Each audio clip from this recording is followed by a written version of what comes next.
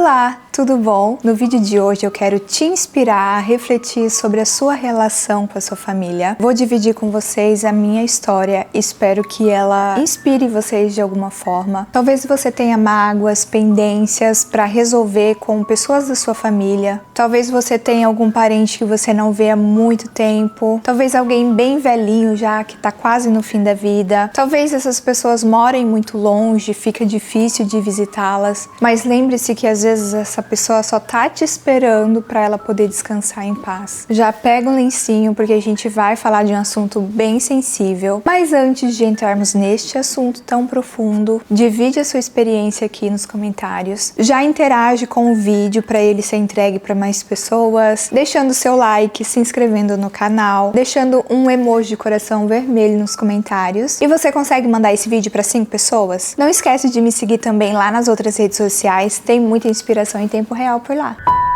Família. Algumas são bem unidas, grandes ou pequenas, estão lá para o que deve é. Família, ela é família, aconteça o que acontecer, vai continuar sendo nossa família. Algumas famílias são cheias de mágoas, rancores, feridas. Me conta aqui nos comentários como que é a relação de vocês com a família. Tem muita treta? Vocês são unidos ou a família é dividida? Me conta, quero saber. Eu vou contar a minha história para vocês entenderem o contexto desse vídeo. Minha mãe e minha avó materna saíram do Paraná e foram para Rondônia para conhecer e começar uma vida nova. Meu pai saiu de São Paulo e também foi para conhecer Rondônia. Dentro do ônibus, meu pai conheceu uma mulher que era da mesma igreja que ele, e essa mulher falou: olha, lá na igreja tem uma moça, você pode conhecer ela e quem sabe vocês terem um relacionamento. Resumindo, no próximo sábado meu pai já estava almoçando na casa da minha mãe, sem mesmo nem ter sido convidado. Eles se casaram, tiveram 3 filhos, mas eles haviam planejado 2. Eu vim por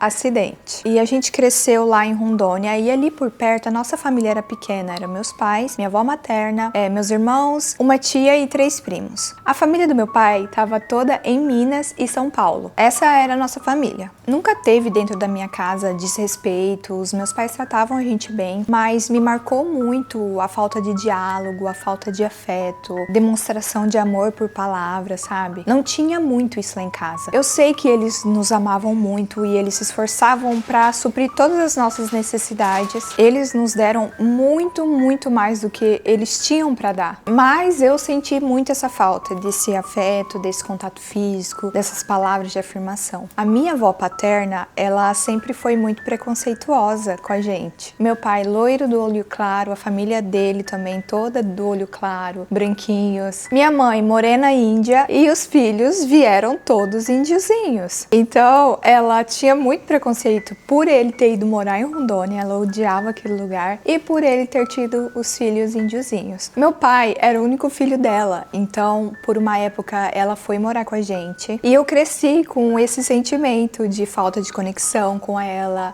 de rejeição da parte dela, e ela sempre falou coisas muito duras que me machucavam. Tô dando risada porque chega a ser ridículo as coisas que ela me falava. Hoje eu dou risada, na época eu chorava. Na adolescência ela falava que eu nunca ia casar, falava que eu ia casar com gordo, careca, pobre, e ficava jogando em palavras coisas negativas, coisas ruins. Então essas palavras, elas me machucavam, além das atitudes. E eu era muito nova, né? Quando a gente é novo, a gente não consegue deixar as coisas, a gente acaba absorvendo um pouco, aquilo fere a gente. Enfim, cresci e com 19 anos, nós descobrimos que meu pai tinha leucemia. E quem foi que cuidou dele nessa época, quando a gente descobriu, precisou viajar e levar para vários hospitais? A filha que veio por acidente. E foi a primeira vez na minha vida que eu senti que eu tinha algum valor, que eu era importante para o meu pai, para minha avó. A minha avó chegou a reconhecer isso. Ela dizia: Priscila, você é a filha que eles não queriam, mas é a que tá cuidando dele agora. Pesado ouvir isso, né? Na época eu achava um elogio e fiquei super feliz, porque eu estava sendo enxergada por eles. Em 2011, o meu pai foi piorando, ele foi pra UTI. E sempre que eu visitava ele, eu pedia pra Deus deixar eu ver o olhar dele mais uma vez. E os dias iam passando, ele ia ficando cada vez pior. E ele abriu os olhos pra mim. E eu via aqueles olhos meio azuis, esverdeados. E eu sentia que meu pai não ia se curar, que ele precisava descansar. Então eu orei, Deus, eu quero ver o olhar do meu pai quando eu tiver meu bebê. E quando eu fiz aquela oração, eu tinha certeza que quando eu tivesse um filho, ia ter os olhos do meu pai.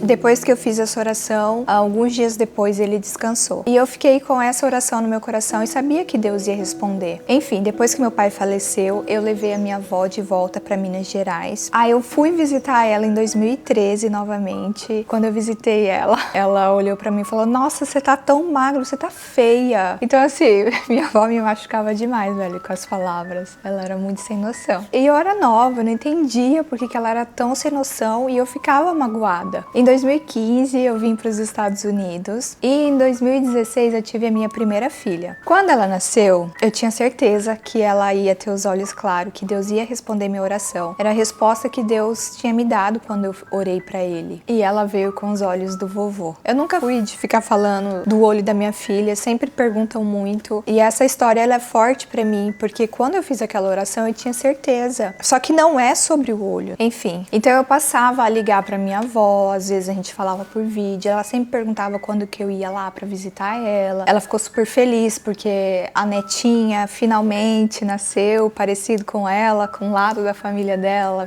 Então ela sempre perguntava quando que a gente ia visitar, quando que ela ia conhecer a bisnetinha dela. E eu falava: "Vó, tô esperando meu documento, eu não posso sair agora". Só que ela não entendia isso, ela achava que eu não ia porque eu não queria, ou que eu tava ilegal e que eu ia morar aqui pra sempre, porque em Minas Gerais tem muita gente que vem pra cá ilegal e mora por muito tempo sem poder sair do país. E eles falavam isso pra ela: quem vai pra lá não volta mais. E ela falava pra mim, eu falava: "Não, vó, quando eu receber o meu documento, eu vou visitar a senhora vai conhecer os meus filhos". E eu sempre falei, sempre prometi isso pra ela. E durante esse tempo que eu não tinha um documento, eu orava muito pra Deus, segura minha avó até eu ter meu documento e conseguir visitar ela. E ela começou a ficar mal, ela começou a desenvolver Alzheimer e ela foi piorando. E daí chegou meu documento e em 2022 eu consegui ir pro Brasil com as minhas filhas pela primeira vez. E a cidade onde minha avó mora, gente, é muito no interior de Minas Gerais. É muito difícil chegar lá. A cidade se chama Pocrane. Pesquisa aí. Uma luta pra chegar. Não foi fácil ir pra lá. Eu não tive apoio, mas eu tava muito decidida em cumprir a minha palavra de levar as minhas filhas, apesar de não ter uma conexão boa com a minha avó, apesar de não ter tido um relacionamento saudável com ela, de não ter sentido amor da parte dela, não ter recebido isso a vida toda, eu sei que ela precisava desse carinho. Em 2022 ela já tava muito mal do Alzheimer, então ela não reconhecia as pessoas, ela misturava um monte de memórias, ela tava super mal já. E quando a gente chegou, ela me conheceu, ela falou meu nome, ela me abraçou, ela viu as minhas filhas, ela conheceu as minhas filhas, ela lembrou, sabe? Ela deu uma recobrada assim na memória. Então foi um reencontro assim muito emocionante.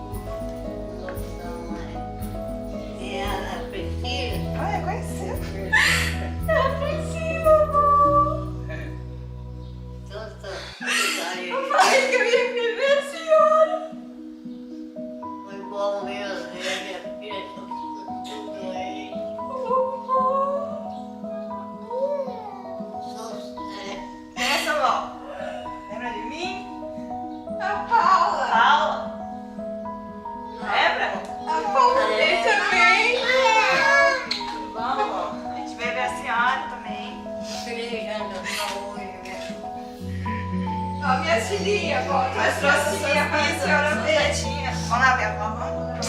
Olha aqui, ó, Valentina. Ela tem um olho igual a senhora. Aqui, vó. Dá bênção pra vó, dá? Ela benção, Bisa. Tem que pegar a Nina no colo, ó. Pega a Nina no colo. Ó, a Valentina. Valentina aqui da foto, ó. Essa aqui é da foto aqui, ó. Dá beijo pra vó, dá beijo, pega na mãozinha dela. Eu quero carinho dela.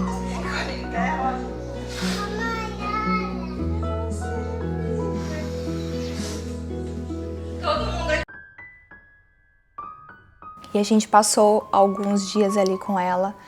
Eu fiquei muito feliz de ter conseguido cumprir a minha palavra, a minha promessa de levar as minhas filhas para conhecer a avó. A gente passou momentos muito gostosos ali, a gente passou uns 3 dias assim, muito bons. A gente conseguiu fazer umas fotos bem bonitas, eu consegui tirar foto do olho dela junto com o olho da Valentina, que é muito parecido. E o olho do meu pai era assim, mas era um pouquinho mais azulado. E ai gente, eu fiquei muito feliz de Deus ter proporcionado isso pra gente. Foram muito bons momentos, assim, foi lindo, foi muito gostoso, foi legal que os meus irmãos foram comigo, porque eles também não tiveram essa conexão, nunca receberam esse carinho da minha avó também, então eles também tinham muitas mágoas, muitas feridas, desconexão mesmo, mas a gente tá ali, foi muito em respeito ao nosso pai, foi ela que deu a vida pro nosso pai, sem ela, a gente não existiria.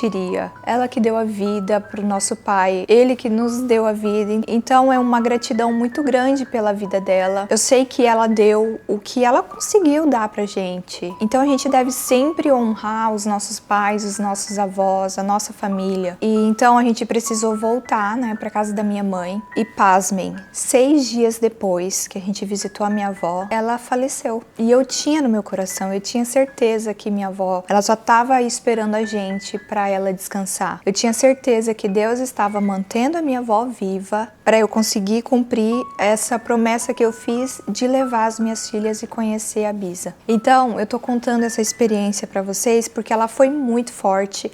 Tem muitas coisas envolvidas que eu não quero falar aqui nesse vídeo, mas a mensagem que eu queria deixar aqui para vocês: perdoe as pessoas, perdoe a família de vocês. Às vezes a gente carrega mágoa, às vezes a gente deixa a ferida ali e a gente não quer curar essa ferida, a gente tem medo de mexer, mas vale muito a pena a gente perdoar, vale muito a pena a gente dar o nosso carinho, dar o nosso amor, mesmo a gente não ter recebido. Essas pessoas que às vezes nos machucam, nos ferem, não nos tratam bem, geralmente elas são mais feridas que nós. Se você olhar para a vida dessa pessoa, com certeza vai ser uma história muito triste, cheia de traumas, cheia de feridas, cheia de rejeição, e ela simplesmente não conseguiu liberar perdão, não conseguiu resolver isso, não conseguiu curar essa ferida e ainda tá ali todo quebrado e não tem o que dar. Por isso é importante a gente perdoar, por isso é importante a gente dar amor, mesmo que a gente não tenha recebido, porque isso nos cura. E às vezes o nosso amor, a nossa atenção, a nossa dedicação é o que o outro precisa para ser curado. Então não fica esperando o carinho do seu pai, da sua mãe, dos seus avós, ficar culpando eles porque nunca deu, nunca supriu o que você precisava. Crie consciência você e dê esse passo, mude essa história, quebre esse ciclo você. Nós somos uma geração hoje que temos mais consciências das coisas, a gente tem mais acesso a conteúdo sobre psicoeducação, sobre relacionamento, sobre traumas, então a gente consegue aprender mais fácil, então a gente consegue aprender coisa que os nossos pais, os nossos avós não tinham. Enfim, eu só queria compartilhar essa história com vocês porque é uma história que me marcou muito e eu sempre quis dividir aqui, porque talvez sirva de inspiração para você, você que tem aquele parente que mora longe, que não visita, que tem alguém doente, alguém que já tá velhinho, não fica esperando para você ir visitar, vai logo, vai rápido, faça a sua parte, vai lá, dá um carinho, dá um amor, vai lá, demonstra que você ama, que você se importa. A gente precisa aproveitar a nossa vida para resolver as nossas mágoas, as nossas pendências, liberar perdão. Isso traz pra gente uma vida muito mais leve, é o que Jesus ensinou pra gente na Bíblia, e isso traz uma vida muito mais feliz, muito mais saudável, muito mais leve, sem contar que a gente cura as pessoas também, vivendo dessa forma. Então, gente, vai resolver os traumas de vocês, vai resolver as pendências, as mágoas, libera perdão, não importa o que você vai receber em troca, libere, faça isso por você, vai visitar aquele parente que mora longe, que tá sozinho, que tá doente, que tá velho, aproveita que a pessoa ainda tá aqui, porque depois que a pessoa se vai, a gente não consegue resolver mais nada. Então resolva, faça isso, vai fazer bem pra você e pra quem tá à sua volta. Então esse era o vídeo de hoje, espero que vocês tenham gostado de ouvir a minha história. Espero que tenha inspirado vocês de alguma forma. Obrigado por terem me ouvido. E essa história ela é muito linda. Eu fiquei feliz de ter contado pra vocês. E é isso, gente. Se você assistiu esse vídeo até aqui, comenta família. Você gostou do vídeo e não deixou seu like ainda? É hora de deixar seu like. Se você não gostou do vídeo, clica 2 vezes no botão de dislike. Não esquece de me seguir nas outras redes sociais. Lá tem inspirações diárias em tempo real pra você. Se você já é inscrito no canal, eu já te amo. Se você é novo por aqui, tem muita inspiração vindo por aí. E é isso, fiquem com o Papai do Céu e a gente se vê no próximo vídeo. Um beijo!